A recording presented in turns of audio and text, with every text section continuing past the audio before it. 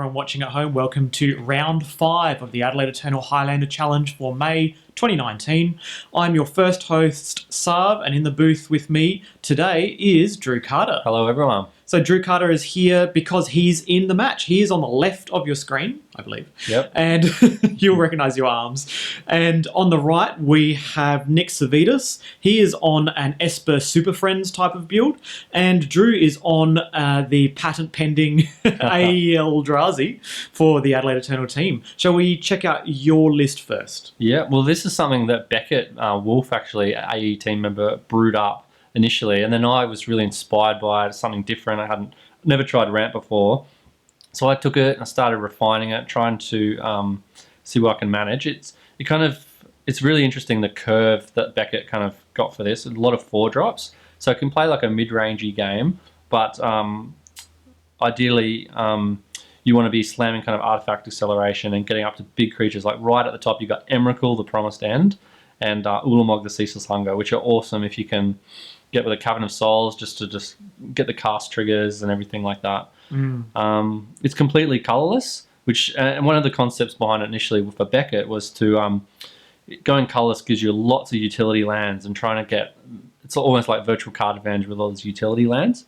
I kind of toned that down a little bit with 6 whole wastes, because I've wanted to hedge against Back to Basics a bit and Price of Progress a bit in this tournament. We've been having a waste in the sideboard to help against Null Rod as well, because Null Rod, the biggest hate that I'm expecting if people are packing it. So, and you really need to make Wingdings mana, don't you? Yeah. If you don't have Wingdings, you can't actually summon most of your nasty little Eldrazi. Yeah, Eldrazi. Yeah, getting Wingdings is the least of my problems. With I've got 24 lands and 18 of them get Wingdings, or 17 of them, something like that. But yeah, it's a really interesting deck. I did well on this day. I lost round 1 against Control, but then I won out against some Control opponents and mid-range, and now I'm facing Nick, who's also doing well that day. I think he's undefeated at this point. Yeah, this is going to be a bit of a clash of the heavyweights, because as you can see on the screen now, we have Drew Carter's player profile. He's in our Hall of Heroes. He started playing in the dark, and this deck probably fits your playstyle, doesn't it? Because you like the extremes of deck building, pushing something as far as it can go to see how powerful it can be. And you're not one to be afraid to shy away from fringy cards. This one's full of those types of cards. So I'm looking forward to seeing them. Maybe no Library of Alexandria that's an 8/12 trampler, though. No, maybe like a 13/13 flying protection from instance. That sounds fair. Well, let's have a look over at Nick Savidis' deck. So he's on this Esper Super Friends type of deck, which means he's got a bunch of Planeswalkers in there. These Planeswalkers range from staples, like Liliana of the Veil, Narset Parter of Veils, Teferi Time Raveler, that kind of stuff, all the way through to some fringy cards, like Davriel Rogue Shadow Mage. If you've been playing on Arena a bit, this card pops up quite a lot and discards your hand. But all of these Planeswalkers are backed up by a heavy control package in the form of Wrath of God, Damnation, Toxic Deluge, all that kind of nasty stuff. And he's also got the usual suspects in the form of, Ponder, Preordain, all this kind of glue that sticks together for most control decks. And hey, Ternan Nemesis, when it's 1 point, may as well stick that in your Super Friends deck, because it's good to protect your Planeswalkers. So I guess it's now an opportunity to pop down to the match and see what you guys are up to. So who do you think is favoured in this matchup, Sav? Just looking at the decks. Well, looking at the decks on paper, I think that Nick is almost a mid-range deck. Not quite control, almost mid-range. Let's have a look at that hand of yours. This is a Scry to 6 with London Mulligan. Ah, nice. And looks like Nick is also on 6, potentially. Well, I put Emrakul back on the bottom, which is a really great boon for ramp, getting this London Mulligan. Yeah, nice. Yeah. London Mull helps a lot for that, doesn't it? Yeah. So normally, if I looked at, say, a mid-range deck versus a ramp deck, the ramp deck is definitely favoured. But it all depends on which half of Nick's deck he draws, because half of his deck is a mid-range deck, something like 12 Planeswalkers maybe. Wow. And then the other half of the deck are cards like Mana Leak Daze, Mana Drain, Counterbalance, Counterspell. These kind of cards that are all there as almost a tempo or control package. Yeah. So depends which half he draws. If he draws those counter spells, he's probably going to be countering your ramp spells and then landing a planeswalker and then trying to finish the game before you can actually hard cast off normal lands something nasty. Deathrite Shaman's very strong opening there. I remember seeing that's like one of the best openers you can have in Highlander, I would say. But I've got the Soul Land with Ancient Tomb, and so I'm powering out as well. I've got the Treasure Cruise there. I really like Treasure Map in Highlander, assuming Dak Phaeton doesn't exist. If he doesn't exist, this is a cool card to just be able to, like in Standard, where it used to just be from Ixalan, just, powering out the ability to scry, then draw 3 cards. It's or like 5 ramp mana. into your 10 mana AEldrazi. Yeah, it seems to do a lot of work. The only thing I have is the fear of Dak Phaeton. Yeah. Oh, Narset. Oh, turn 2 Narset. Now, normally for a ramp deck, you wouldn't really care. But Treasure Map, actually, you could probably crack it on their turn. Yeah, you crack it on their turn. Okay, Still all get right. the card. All right, so maybe Narset's Leovold-esque ability won't really hurt you too much. No, he's got the path. But it's going to do a really, really good impression of Dig Through Time as the old, 3 mana, look at 8 cards and choose the best 2 cards in a non-creature based deck. Nick really diligent with randomizing the cards before putting them on the bottom there, as allowing me to offering the cut each time. I didn't take it. The scry on Treasure Map is really great in this deck, which has very little selection, but the selection is super powerful. Like it feels like drawing a card, just getting a scry, because if you can just curve out properly and not brick on huge spells that you can't cast or too many lands when you need business. Yeah, that's always been my criticism of ramp decks, where you kind of draw the wrong half. You're like, okay, I need to specifically draw the right combination of mana producers and the right combination of threats that actually end the game. And if you draw the wrong half of each of them, it doesn't work. But this is the lock piece. This is quite the opposite of what I was expecting from you on a turn 2 Trinosphere. I was expecting more like turn 2 Basalt Monolith or some, fringy, rampy type thing to power out a big Eldrazi. Yeah, how's the Trinosphere operated for you?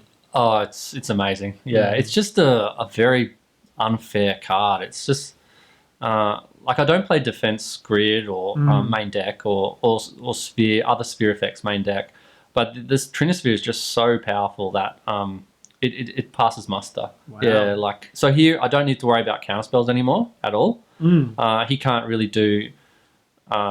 He needs to get 6 mana in order to do 2 spells a turn. Otherwise, he's just confined to 1 spell a turn until he gets 6 mana. And I'm going to get 6 mana quicker than he is. It's not going to get anywhere close to what he needs to, say, shut you down the next turn if you're going to play a Thought-Knot Seer or something. But here's that Vindicate that was revealed off the Narset, and I think you're somewhat happy that that's just hitting a random lock piece, because what if you just slam like a Thought-Knot Seer or something here? Yeah, I'm not too sad about that. I probably just... I had a meaningful turn 3 play. I didn't want to lose my Crystal Vein too early, so that's fine. And Deathrite Shaman getting into the red zone there, and that's not irrelevant when you've got an Ancient Tomb. Yeah, for sure. Although I shouldn't give it too much fuel for the 2 damage a turn. I don't have many spells. Yeah, if you tap that, if you're tapping Ancient Tomb, 3 or 4 turns in a row, and Deathrite Shaman's attacking 3 or 4 turns in a row, it's actually kind of like getting hit by Delver of Secrets. And Delver of Secrets is kind of the benchmark for a 1-drop threat that deals damage. Yeah. So I'm definitely under some pressure. But is this Gaia Reach Sanitarium? That's right. Yeah. So there's again some looting, some selection in a deck that otherwise really needs it and otherwise doesn't have it. Oh wow! Talk about selection. Yeah. So I really love the way that you've constructed this deck, because it completely solves the criticism I have of ramp. Drawing the wrong half at the wrong time. You've literally got 3 cards on the battlefield right now, all of which somehow filter or select through specific copies of things when you need them. Yeah. And note the Khan is awesome against the Narset Leovold ability as well. Wow. It ignores it completely. Because it doesn't draw. No. Puts it into your hand like Fact or Fiction or something like that. And both those cards flipped are quite good. The Mental Misstep's handy. The Trinosphere is now gone, so it's turned back on. And I know he's got Path to Exile in hand. So it's good. And the Eldrazi is, just a big beater. I can cast him for, 4 mana at least next turn. Is it funny that you're happy with either of those cards? Yeah, and the fact that he's giving you the big Eldrazi is... does that send any warning signs to you? Are you thinking, oh, does he have some nasty 1 mana spell that's not just the Path to Exile? Because the Path to Exile could be earmarked for that big Eldrazi, it's a strange... He's probably pattern. pricing me into taking the Mental Misstep next turn to protect the Eldrazi. Yep. Rather than getting more card advantage off of the card. Okay, that makes sense.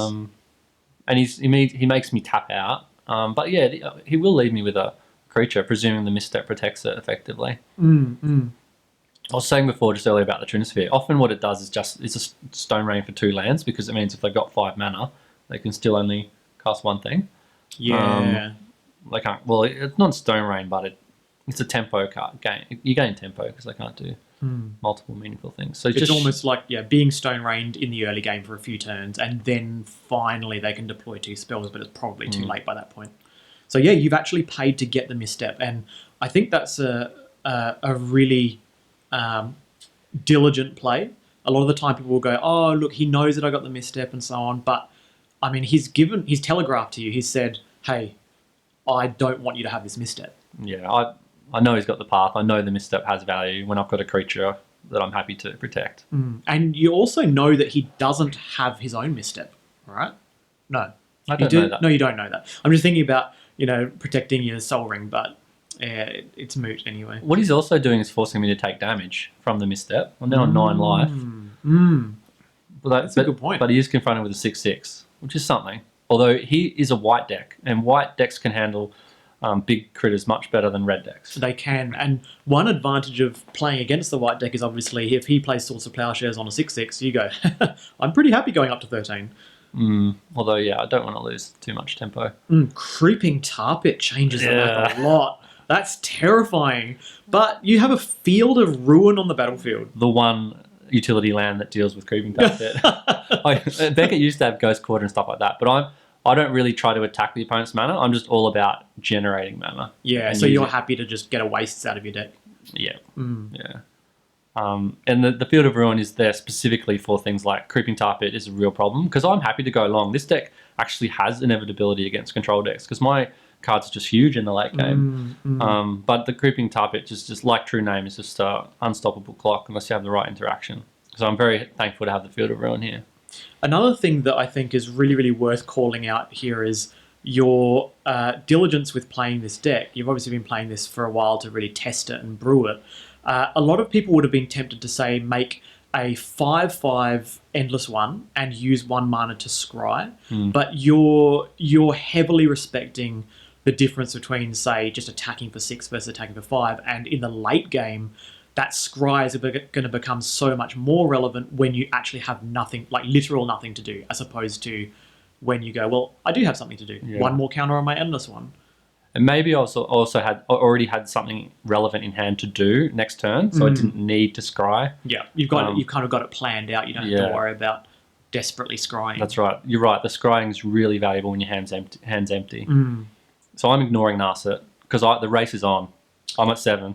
I think that's a really, really interesting play, and it's cool to see how, Narset is amazing. Narset has just been, called out quite often as another one of these really powerful cards. Not saying it's going to get a point or anything, but it's up there in those things that are pushed, really, really pushed for their mana cost, and you're just going, no, it's done its job. I'm just going to ignore it. I'm going to treat it like an enchantment. And I'm starting to build Karn tokens here and just buff them with artifacts because I want to race. I've got 10 power on board now. So your Soul Ring, Mind Stone, and Scry Boy, and the Construct himself, 4/4.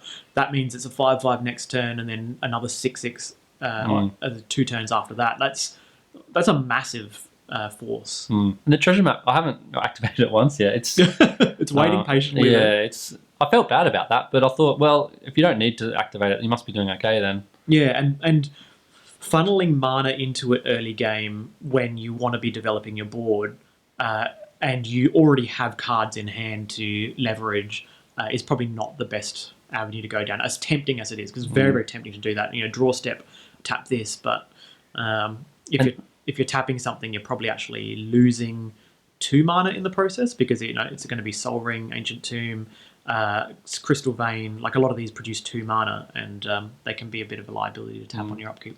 So Nick's wisely choosing not to attack with the Creeping Target. He doesn't want to sink his mana into something that's just going to get destroyed. But he has to develop a plan here because the 6/6 is real. Yeah. Not to mention the 4/4. So this is a drain. This is an aggressive drain. Drain on the main phase. I'm on 3.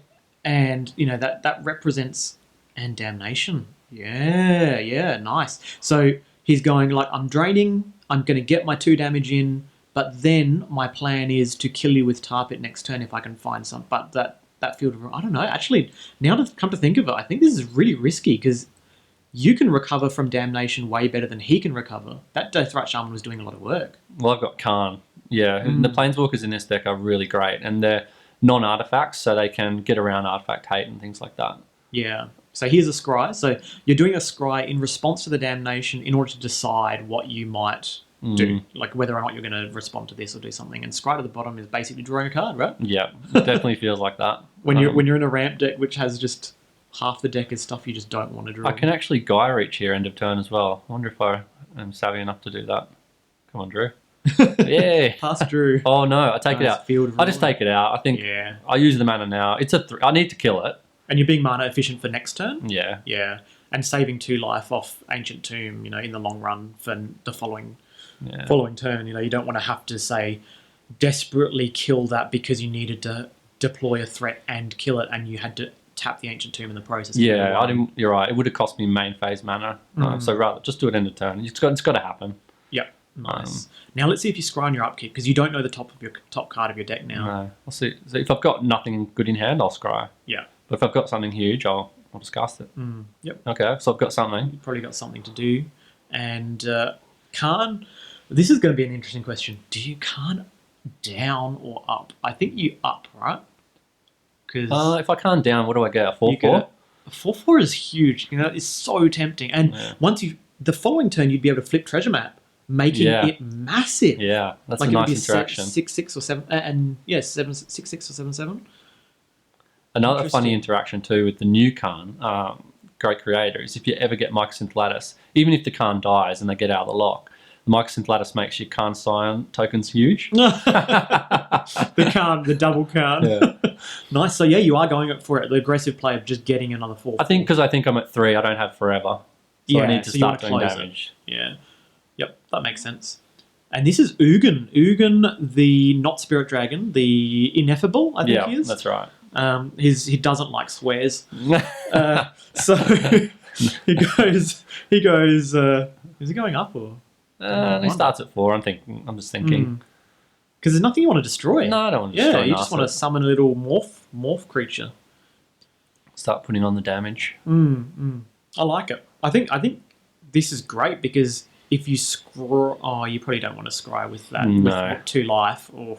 Although, him being on Esper rather than just Guy or Grixis, I'm much more comfortable on 3. Yeah. Because I don't want to die to a lightning bolt or something like that, and I know that's not going to happen. Yeah, very true. So here you can go to 1 if you wanted to, say, get 1 more counter on this. Next turn in your upkeep, flip it, make a bunch of treasure tokens. That becomes a 6/6 construct. You're attacking for 8, and the following turn it's lethal. But maybe the following turn it's lethal anyway, so you don't even need to risk it. Well, I'm thinking about something. Look at that. Risky.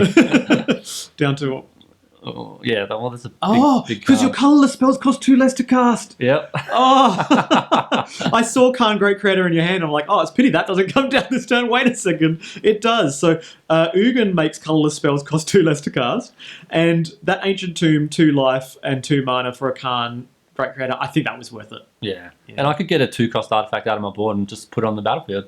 Yep. If I want to. I probably should do it with... I've got Winter Orb in the board. It'd be interesting, but I want my lands as well. Oh, wow. So you turned Treasure Map into a critter. You made Khan go up to a 6 loyalty or something like that. Yeah. And attacked for 2. That's pretty lame, but... No, but next turn, I think, do you set up lethal next turn? Maybe, because that becomes a 2/2 again, and... 5 with the construct and 2 with the... That's 9. No, so it's not lethal. So... No. No, but you could find an artifact from your... It doesn't have taste. It doesn't work, No. yeah. Okay. I think I just want to this is probably a bad line, but I'll just give him an extra loyalty so that the Mycosynth is extra threatening next turn. But because he knows now, like, the writing's on the wall. Next turn, you will no longer ever take any more game actions because nothing can be tapped. It'll all be artifacts because Mycosynth Lattice will be tutored with Khan Great Creator, and you have ample mana to play it. I was so ahead on board there, I probably should have just Winter Orbed for free out of the board. Wow, Winter Orb. Yeah. Yeah, because Winter Orb costs 0 with Hugin out. Got it. Yeah. I mean, I've since cut Winter Orb because, I mean, if anyone wants their lands, it's me. Yeah. But I was playing in here for the cheeky kind of tempo and it's win more. If you're ahead on board, you don't need it. Exactly. You very rarely ever want to tutor out of your sideboard a win more card, right? You generally want to get back from behind or lock the game or something. So he's got a bit of life gain there with the 1/1. Thinking about that. Yeah, it's a 1/1 lifelink death touch or something. I don't know. I think it's 1/1 flying lifelink. Flying lifelink. Okay. Yeah. I might have death touch. Yeah. So I didn't scry there either. I must have other good things to do. Yeah, I think you've kind of set. There you go. I get rid of the blocker with the exile effect. And now you get to kill Soren and deal a bunch of damage to him and lock him out of the game. Oh, yeah, that seems. Just Mycosynth Lattice here, right? You have to. Oh no, you don't have to sack the Crystal Vein because it costs 4 instead of. Wow. Ugin gives you lots of mana. I never realized. I mean, Ugin's great, but I never realized how much synergy he has with your deck. Yeah. No, he's sick. Reduces the cost of everything. That is awesome. Yeah. I like how the Ancient Tomb, you just leave it tapped. You just to remind yourself, I'm not going to tap this. So, wow, look, Death by 1,000 Cuts. Would you like me to have a Thought-Knot Seer? Would you like me to have a Phyrexian Metamorph? Which I can't cast. You should give me the Metamorph. Yeah. Because I can't play it without it, unless I draw Coven of Souls. Yep, fair. Is it possible there that you just play the Mycosynth and if he doesn't counter it, then you just win the game with what you have on board so you don't give him any information? Like, don't even activate the Calm +1. Worrying about next game for information. Yeah, just don't give him information. Because I think once his lands can no longer tap for mana and he has nothing on board, I don't think, like this, you win anyway. Yeah. You're going to win, so maybe you just don't activate the other Khan Sion. I think you're right. That's that's better. And then he goes, I don't know what he's got. Like, he'd obviously know you have a Thought-Knot, but what if you had some sweet tech that you flipped off there and... He's scooping it up. Yeah, there's no reason to play that game. Like, what does he have? A green card in hand and that new... No green cards. Because Mycosynth Lattice makes them colourless cards. So you can't even Force of Vigor. You can't even somehow get a green card in your hand and a Force of Vigor. No, you need to have them out straight away. Wow. Yeah. Okay. The best way is to have a clique already in play and then just kill the Khan the Great Creator and leave the Mycosynth Lattice dead. If you've got the pressure on board, it's hard to defend the Khan sometimes. Good point. Good point. Well, taking a look at the sideboard, so let's have a look at Nick's sideboard. Like Council's Judgment, he'll bring in... Would you bring in Spell Pierce? I think that he's got so many cards that don't do anything against you that Spell Pierce is worth bringing in. Because Spell Piercing a Grim Monolith or something in the early game is important. Stopping you from getting so far ahead in the early game is so important that it's worth it. Other than that, Engineered Explosives can be good, depending on how it lines up. Sometimes you just want to play EE for 1, pay 2, crack it, destroy a Soul Ring. Like, I think it's good here because he can kill my tokens for 0. Oh, yeah. That's relevant. That's fair. Negate definitely comes in. Detention Sphere definitely comes in. Council's Judgment definitely comes in. And Ensnaring Bridge. He's actually got quite a lot of interaction against you once post-board. Because post-board with Negate and Spell Pierce and all these others, coupled with his main deck, Dovin's Veto, Counterspell, Mana Drain, Daze, Mana Leak. He's got quite a bit to actually interact with you. You can play more of a tempo kind of deck, a little bit. I like that. I like things like cutting Elspeth Sun's Champion, Teferi Hero of Dominaria. Cut these really, really big ones. Instead, go low to the ground where he kind of goes 3-drop Planeswalker, hold up a Counterspell. Or 3-drop Planeswalker, 4-drop Planeswalker, and then for the rest of the game have a Mana Drain and something else, ride the Planeswalkers and try and finish the game quickly. But I like my metagame positioning here because I'm forcing him to try and... Like, he's used to being the big deck. But he has to go low. Yeah, he has to go low the ground fast. And he's not equipped to do it. It's easy to do that. It's not easy to go low and fast, especially since he has no reach. It's not like, say, Grixis post-board can sideboard in a way that makes it a little bit faster. People bring in things like Pyromancer. You got Tasigur. Tasigur, yeah. There's ways to kind of close the game. But Esper finds it hard without, say, Bolt, Chain Lightning, Electrolyze, these kind of ways to just close out the game. So let's go to your sideboard. What do you have? Well, I quite like my control matchup because the deck's going to design like if I could have at 4 mana, I could push out a ramp spell like Hedron Archive or something, or a Traxos, which is better. If they've got open mana, I'll run out the ramp, and do they counter it or do they let it resolve? If they counter it, that's fine. I can cast Traxos next turn. If they let it resolve, I'm that much closer to Ulamog or Emrakul or something. So it's well positioned against control in that regard, and Beckett's responsible for that, really. So specifically the way that you guys have worked together to design this deck is that it's a ramp deck that has threats that are 4s. So I'm taking out Dismember and Wormcoil and bringing in Warping Whale and Endbringer. So not too much of a change. No. You're already favoured, right? Yeah, I like my control matchup. I took out the Dismember because I didn't see many creatures. And I took out the Wormcoil because he's got the white interaction, like the exile effects. Yep. And I don't get the value out of it. Good point. So the Endbringer is good because it's not an artifact. So like, Ceremonious Rejection gets it, but like Disenchant. If Disenchant wouldn't kill the Endbringer. It's also it's a sweet card. So you specifically designed it to be resilient against that kind of thing, where your opponent goes, "Hey, that's all right. I've filled my sideboard with Disenchant and other ways to answer artifacts." But in reality, your threats are not artifacts. No, it's diverse. They're planeswalkers and Eldrazi and artifacts. It's a high level of planeswalkers in this, isn't it? Yeah, there's every colorless planeswalker. Yeah, what is that? 5. 5. Wow. Yeah.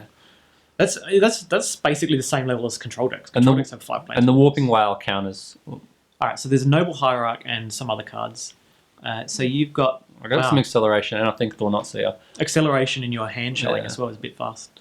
Sorry. I'm focused here. Yeah, you're in the zone. Oh, there's a Trinspear. Turn 1 Noble Hierarch is good. And so in reality... I'm spewing again. He's got the turn 1 door. Yeah. So in reality, Nick's deck is not actually just pure Esper, is it? It's Esper Green. Because he's got a tropical island into Noble Hierarch. Yeah. So are we watching the same match? Have we just cut to a different match?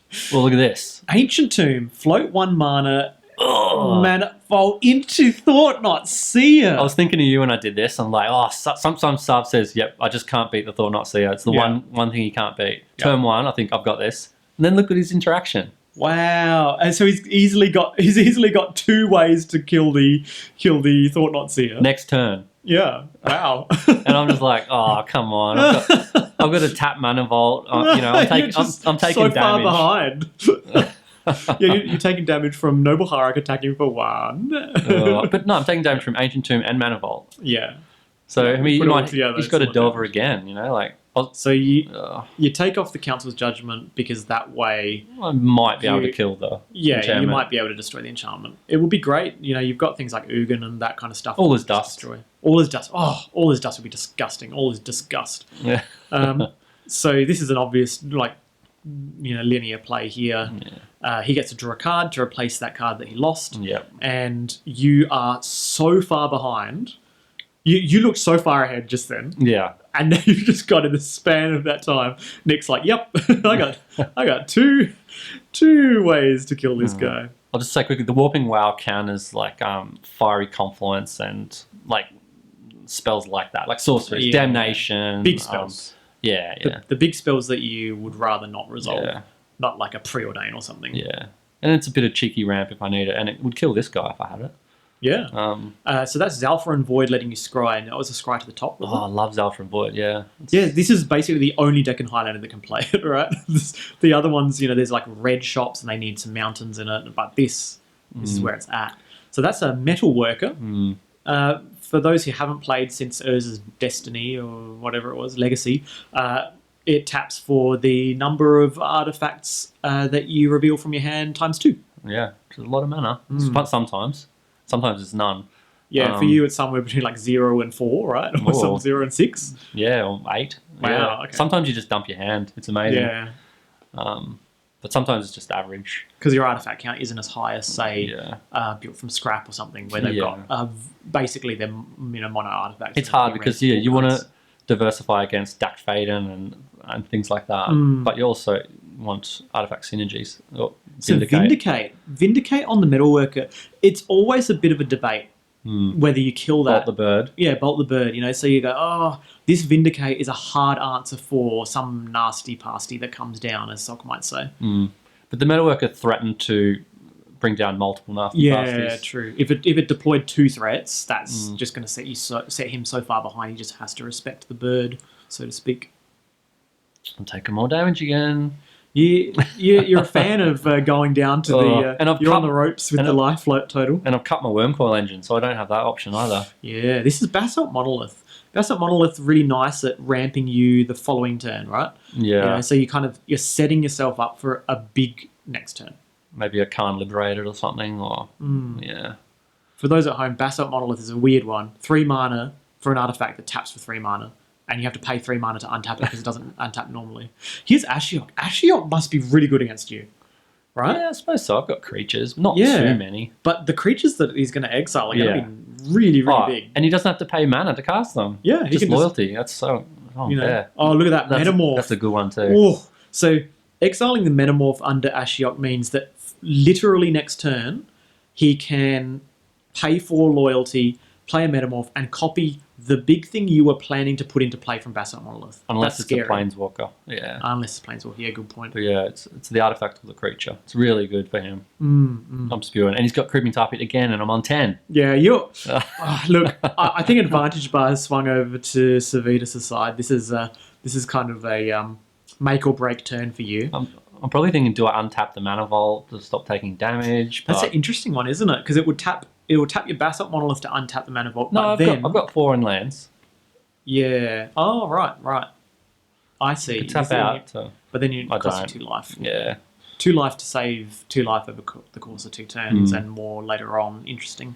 But this is a critical turn for you, I think. Yeah. You just have to go, I'm going to eat that mana, that life loss, and try and deploy something that's going to end this game. I'd like all his Dust or Khan Liberated to get rid of the Ashiok. Yes, nice. Or even the Ugin. So that's Ballista. That's the best I've got.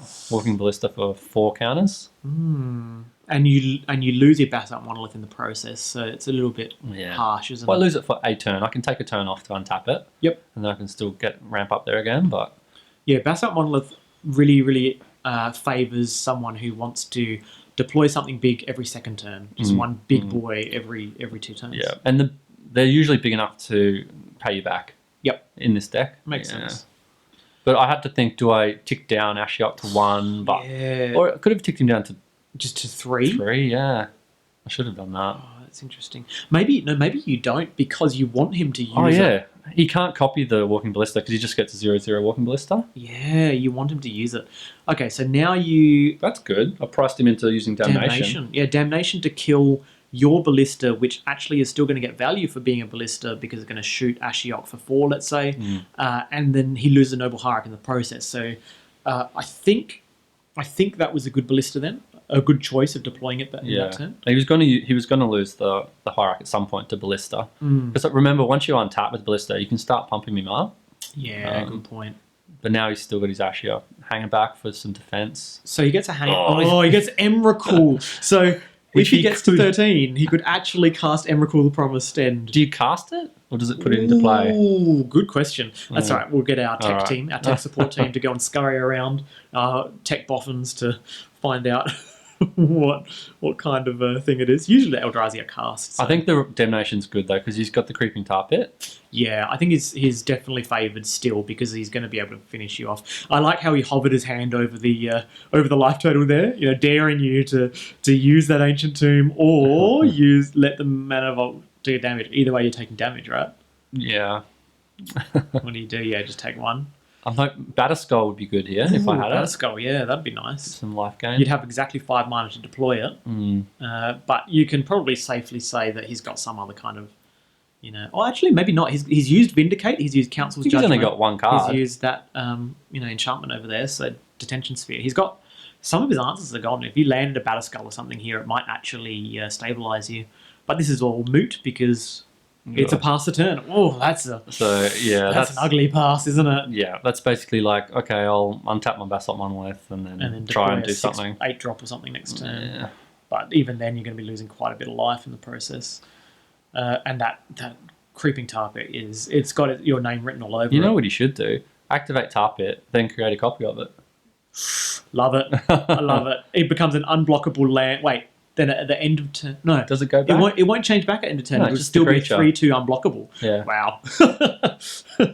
Interesting. But he doesn't have enough loyalty now because I ticked the it down. booster helped. There. He needs 4 loyalty because of the Phyrexian mana. You can't pay life for that. Yep. So I'm really curious about what you've got in hand. That might be, say, 7 or 8 mana. Down to 2 or 3 cards.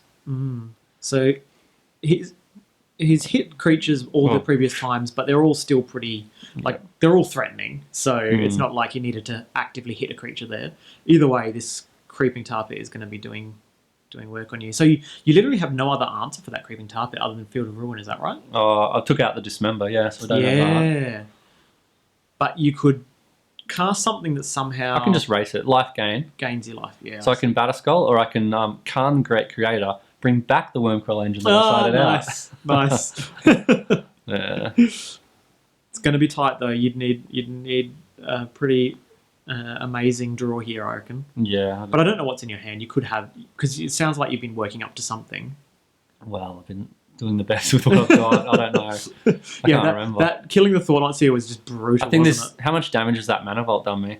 Like 6 or something? Yeah, it's definitely been more than 4 turns. Yeah. So it's probably... Nope. Yeah. I had Matter Reshaper, but that wasn't enough. Yeah, it doesn't do much against the unblockable, does it? No. I was really tempted to see him create a copy of the Creeping Tar Pit. Bit win more, but... Let's see if I change any cards. I think that prompts me to think, geez, maybe I need my Wormcoil Engine back in my deck, as an out just to the land. Creeping Tar Pit. It's really rough when you know your opponent has Swords to Plowshares, Path to Exile, Detention Sphere, Council's Judgment, so many exiling spells that just get rid of it. So I understand your logic of taking it out. It just makes total sense. But that game was rough. Yeah. Really, really rough. And Nick played it well, just going, hey, I've recognised what my role is, and my role here is to damnation away your 4 power ballista, because the Creeping Tar Pit is going to get the job done. Yeah, Nick played very well. He took full advantage of my precarious position in terms of life loss over time with my own mana. Yeah. So you're going fully back to the drawing board here with the sideboard? Yeah, I must be thinking... Changing. I mean, I might only end up changing one. We'll see. But I'm thinking about it because I lost the game. Yeah. So, Spatial Contortion is another option I have to kill creatures. Yeah. Is that like +3, -3? Yeah. Instant. Actually, other option, which is really... I love these cards. Many of them for combo and aggro. But Platinum Imperium, Platinum Angel. Once you ramp into them, it doesn't matter what damage they're doing to you. But, I mean, they're not well positioned against control in general. They're not... Especially white control, right? Yeah, they're not value. You don't get value or huge impact. They're good against combo and aggro, where you can ignore the life loss. No, that's fair. I've got Sun Droplet as well, but that's for aggro. I don't want to bring that in. No, that seems bad. You just happen to go to a low life total these last 2 games because of Ancient Tomb. Maybe I'm thinking Ratchet Bomb can kill his Planeswalkers. That's probably good. I should bring that in. Yeah, right, at least it's got interaction. So yeah, that was a Spatial Contortion, it looked like. And that was out again, Dismember going back out again. I think that was Wormcoil. Yeah. So maybe the same card's out, but this time it looks like you brought in the Spatial Contortion because you were threatened by the Creeping Tar Pit both games. Yeah, it's one of the things I lost to. And it kills the Dork as well. I'm annoyed about the Dork each time. Yeah, that's right. You just want to make sure that he doesn't vault ahead of you, ramp faster than the ramp deck, you know? Yeah. Yeah, that's interesting. And so you have answers in the form of Field of Ruin for nasty lands. Or answer. Yeah, that's the only one, right? Yep. So you don't have Ghost. I have Rishadan Port. Oh, okay. That's good. So you, that's a good question. So you actually value the 6th wastes over, say, Ghost Quarter or something like that? Yeah, well, Ghost Quarter puts me down a land, and that puts the Emrakul that much further away from casting. Yeah, I see. I could Tectonic Edge. Yeah, Tectonic Edge kind of fits the theme, doesn't it? And it's just a matter of... but again, I'm down a land. but I'm not dead. I'll give you that. Yeah. And it might be worth it. You might be right. It might be better than the 6th waste. Yeah. But you definitely want 5 wastes based on the way that your deck is built, and you even got that. What's that guy from Commander? He's like a 2/2 when he gets a land. Solemn Simulacrum. Yeah, that guy. He's a legend. Yeah. You got so many ways. So good against Nullrod. Yeah, you got your Field of Ruin. You got lots of ways that you want to have a high level of basic lands, but also our metagame has been known to have Blood Moons in it. Yeah, I played two back to basic decks in this day. I won one against one and I lost against the other. I think I saw someone with a back to basics against you on the day, and I saw you just kind of confidently having a large number of wastes out, and it felt so unfair to the back to basics player. Where they're thinking like, I'm meant to beat you. This is you're meant to have a greedy mana base, and you're like, my mana base is not greedy. Yeah, you're right. I think that last one I'll think about, but then you get Price of Progress late game, and you just die. So there was a white card there. Some white removal and dude, very very fast hand flashes. Yeah.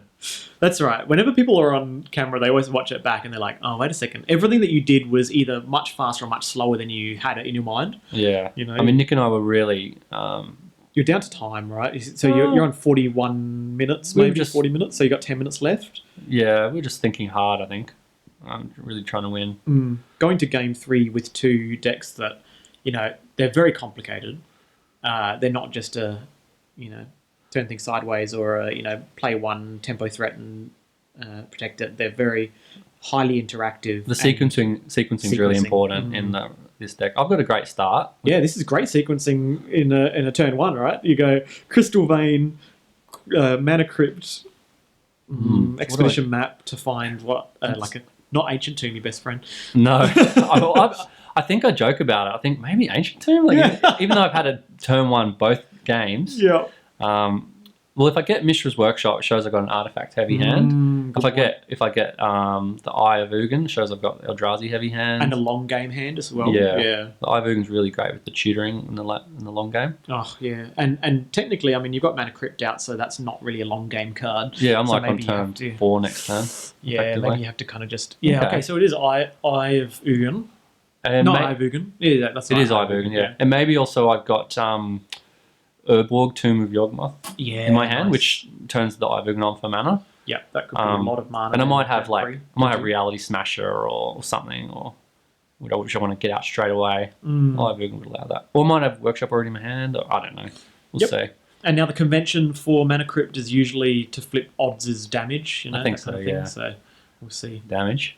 Yep. How much damage do I do to myself? It's shocking. This is why my red matchup's quite hard.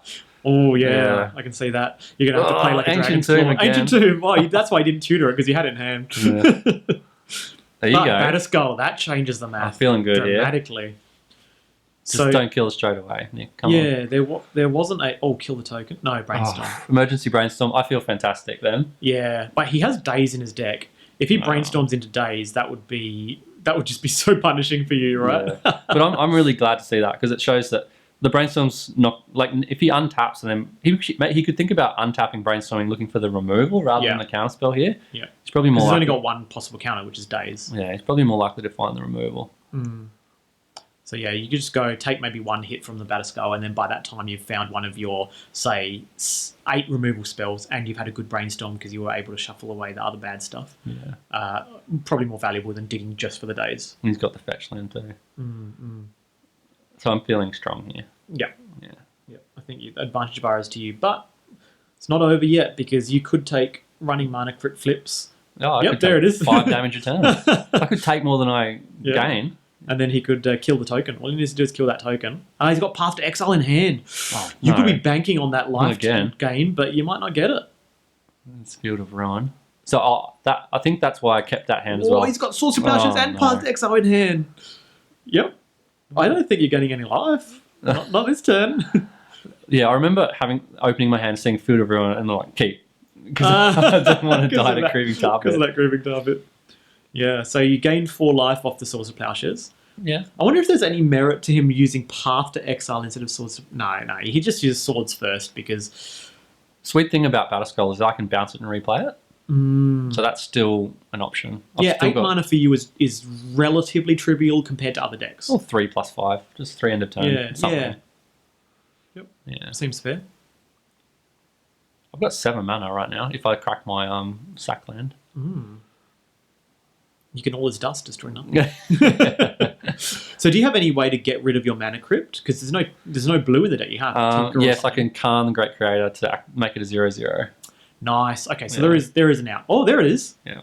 So there, I've got my out. Nice. There you go. But you don't want to do it now. No. You can at least go, for 2 or 3 turns of deploying some stuff. So it's always a question: do I get something now and get immediate value, or do I tick up to make him stronger against like damage? I suppose. But I think in this matchup, you tick down, right? Yes, I because agree. what like turn three Council's Judgment is probably going to be quite a likely type of thing to happen, right? Yeah, and I'm threatening. That's the Worm Coil comes back in because I need the life out of the board. So yeah, I'm threatening Mycosynth Lattice. I think it's right not to get the Mycosynth there. You don't want to be stranded with that in hand when you could have a Wormcoil Engine. Yeah. But he's staring down, getting locked out next turn. If I untap and just decide to Mycosynth, play it. And a key factor here is that you didn't play a land this turn, right? I think I played Field of Ruin. Oh, you played a Field of Ruin? Yeah. Okay. Yeah. Right. Yeah. I was just wondering whether or not you had more fuel, and so you wanted to go for something that was exactly the amount of money you had right now, which is 6. So you just kind of go, well, get exactly Wormcoil Engine. Probably don't have anything bigger. No, I'm thinking of just not dying to my own crypt at this point. I think I'm just playing, how can I lose? That's one of the ways I can lose. Yeah, the Wormcoil Engine, I'm sure that that Path to Exile is going to be earmarked for that. Oh, no. Yeah, this is going to be brutal for you. I mean, I think this is... Ashiok Dream Render. I think that doesn't... Oh, no, you've got Ayavugan on the battle. No, you've got Ayavugan in hand. Yeah, it stops Ayavugan. So it actually stops Ayavugan. I was going to say it does nothing, but it actually does... I think you just don't tick it down, though, right? How does it interact with Field of Ruin? I can still activate that, can't I? Yeah, but then you can't search. But he will search. Yeah. But I can still use it. I don't even know if he ticks down for the Ashiok, right? Like maybe just leave it on 5. And The only thing it does in my deck is puts me off Emrakul. I see. He might think I've got like a combo piece. Or Recursion, Buried Ruin or something. Yeah. Like what if I Crucible of the World? I don't know. Yeah, good point. Yeah, I guess there's a merit then to just snapping off a -1 then. He's tapped out. I can slam Mycosynth. He's got to have force to stay in the game. I hope I do it. But, oh, wow. But maybe I'm scared of dying to Mana Crypt and just run out Wormcoil and get punished. I can't remember. Yeah, or you could be worried about, say, Force of Will, because you don't know his points. No. You could be worried about Force of Will, you could be worried about Days. Like, he's looking pretty confident. He could have Force of Negation at this point as well. That's legal at this juncture. Considering that he didn't do anything to the Khan Great Creator at the time, you're probably thinking, oh, wait, is it like a mind game where he actually has... He wants you to go and waste a tutor on that because he's got the answer for it. But I think the correct play is get the Mycosynth and slam it because it's such huge upside if it pays off. I think I agree. And then you just take off 1 turn for the Wormcoil Engine and do that next turn. Yeah. But here I'm still threatening Mycosynth next turn, but he will untap with Counterspell. Yeah. So in hindsight, look at that! I did 5 damage with Batterskull. Wow! I was just looking. I just erased the Batterskull from my field of vision, thinking that thing's not doing anything until it gets bounced. Yeah, but in reality, that's another reason why I didn't tick down there. Yeah, but 5 damage is not that relevant. I definitely think the Lattice is better play. Yeah, and you just ignore Ashiok. You're just going like, I'm just going to go to your face. Ayavugan. If I want to turn Ayavugan search on at some point in the future, you can always attack the Ashiok if you wanted to. Yeah, but here you're going, I'm going to finish the game, right? Yeah. You're threatening 11 damage on the battlefield right now. You don't know that he does have Path to Exile in his hand. But... Yeah, I want to finish the game because I feel under pressure from my own cards. Which is not normally the case, but just in these games, I had Ancient Tomb every game. Yeah, you did happen to draw the damaging, like the Mana Crypt and the Mana Vault and the Ancient Tomb. Yeah. So... This doesn't always happen. No. For those at home, if you're afraid of, you want to play Stompy cards. Oh, it's back! Creeping Tuppet is back! So that was a good keep. I kept because of the Field of Ruin. Nothing too bad lost there. Wow, that Creeping Tuppet. Whew. It's threatening. Yeah, I'm on 9. Yeah. And it could be on 6. Oh, Are you jeez. just getting knocked down every turn with this thing? This is nice. So Nice now to I'm like, watch. can I even Mycosynth? Because I could still die to myself. I know that I've got the out of killing my own mana crypt with Khan, so that's good. And if you did do the Mycosynth, it would turn off the creeping tar pit as well. Oh yeah, Does it turn off Ashiok? Because his turns off everything. Yeah, because Yeah. Ashiok is an artifact then, right? Every activated ability. But Ashiok still prevents you from searching. Yeah. Okay, so it's just only the activated. So you can still play around that. Doesn't matter. Yeah. So you don't crunch in with the Batterskull. Okay. So yeah, you're planning on this. Maybe I'm thinking about here we go. bouncing and replaying it, or Now this is telegraphic though, right? He doesn't have a double blue counterspell because otherwise he would have used the scrub land to path it. So you're feeling a little bit more confident here that only say mana leak might be the only thing that he could have, or maybe evasive action. or remand. Remand, yeah. Days. Like these are all soft permission that you can play around. Maybe my other logic was I'll bleed out his hand, like his counterspells, with my other business, and then I can slam the Mycosynth. I see. But to be honest, he was tapped out. I should have gone for it. Yeah. Yeah. Fair enough. Either way, you're doing it now. So tutor up Mycosynth Lattice, and you end up taking no damage by casting this. So I think it's risky business. I think I'm thinking about sacking that to not take the damage. Yeah. Okay, so it's Eldrazi Temple that's on the battlefield, not Ivugan there. So you can tap that for mana. Yeah. So you're saving 2 life because you're thinking, how do I lose? And you're trying to make sure you don't lose. Yeah. Okay. I can't really lose though. Now you can't lose. Even if I take 3, I'd be on 1, and then I just kill my own mana crypt with Khan. Yep, I see. And the funny thing is with Mycosynth Lattice, like you can just do 6 damage with it as well with Khan. Just attack with it. It's a savage combo. So let's say that you rolled odds there finally. Evens. You did finally roll evens. But let's say you rolled odds again and you went to 3. I think you still have it locked up. But you have to kill your own mana crypt. But you kill your own mana crypt to make sure you don't die. Yeah. Yeah. Okay. And then you just pass the turn. Khan, great creator. He's creating a lot of things. Carnage. This game. Yeah, this is sweet. There's the eye, eventually. Putting on a clinic of how to go to 1 life. So why did I tutor that up? I must have been playing for the long game. I must have had other good lands in my hand. And then you're playing for the long game. Yeah. So now I've got something. I mean, you're tapping the ancient tomb there, so you go to 4, and I still can't lose. You still can't lose. Yeah. But this is a bit silly. Yeah. So you get to destroy the 2 things that are relevant in any way, shape, or form. But I'm pretty sure there's no. Like, all he can do is play a Daze. Just imagine that he plays a Daze, from Ternan Island. Oh, geez. But that did not happen. So here I am. Yes, I take the damage here. Yeah. Reminder that you go to 4, but it's pretty much moot. 4 is different from 3. Oh, yeah. If it was 3, he goes, hang on. If he had a gut shot. Oh, that'd be so funny. Just gut shot in from the board. He goes, I'm not playing red, but I can kill mana dorks. Man, that's so we had Big Elspeth, Damnation, and some other planeswalkers. Yeah. Wow. You put on a clinic. That was awesome. There. So this is a fantastic result from the breakout deck by Drew Carter, the AEldrazi deck. Really cool to see it in action. Really, really sweet. Hope you've enjoyed the Adelaide Eternal Highlander Challenge for May 2019. We'll be bringing you more Highlander content amongst the other Eternal content, and maybe our very own Drew Carter will do a deck tech on this deck at some point. Yep. Look forward to it. Yeah, sweet. See ya. Bye.